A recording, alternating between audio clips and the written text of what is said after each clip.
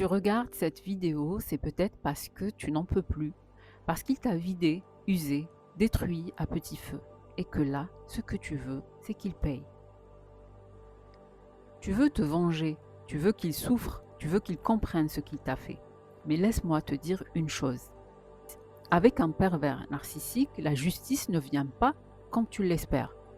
Elle vient autrement, plus froide, plus profonde, plus puissante. Et aujourd'hui, je vais te montrer comment. Parce que la vraie vengeance, ce n'est pas ce que tu crois. Un pervers narcissique, ce n'est pas juste une mauvaise personne. C'est quelqu'un qui souffre d'un trouble de la personnalité narcissique. Il a besoin pour exister de contrôler, rabaisser, manipuler. Il ne ressent ni empathie, ni culpabilité. Il voit les autres comme des objets qu'il utilise pour combler un vide intérieur.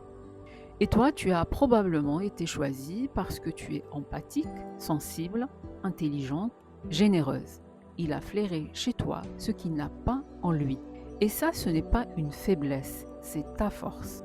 Mon premier conseil, comme on l'a vu dans une vidéo précédente, est la méthode du Grey Rock. Deviens illisible émotionnellement. Il ou elle veut te voir réagir, pleurer, crier, supplier, le confronter. Ne lui donne rien. Sois une roche, plate, neutre, sans émotion.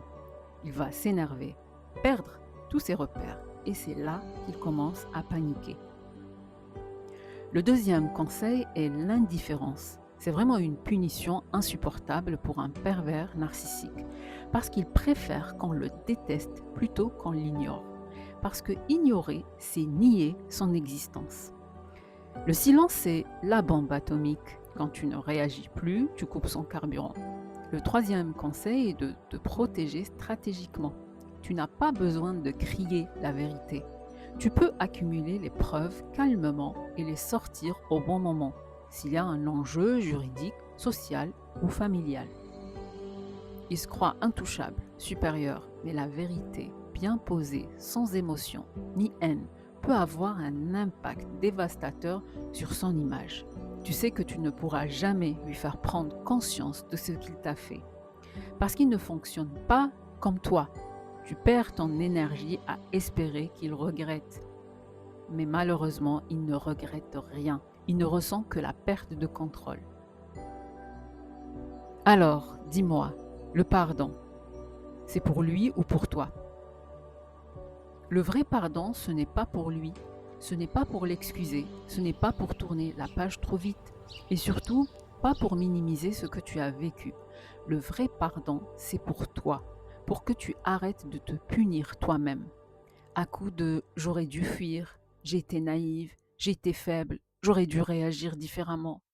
Pour que tu cesses de croire que c'est ta faute d'avoir aimé, que c'est ta faute d'avoir cru, que c'est ta faute de t'être accroché. Tu n'étais pas faible, tu étais humaine. Et le pardon que tu te dois, c'est celui qui dit « J'ai fait de mon mieux avec ce que je savais à ce moment-là. Je ne suis pas coupable de l'avoir aimé.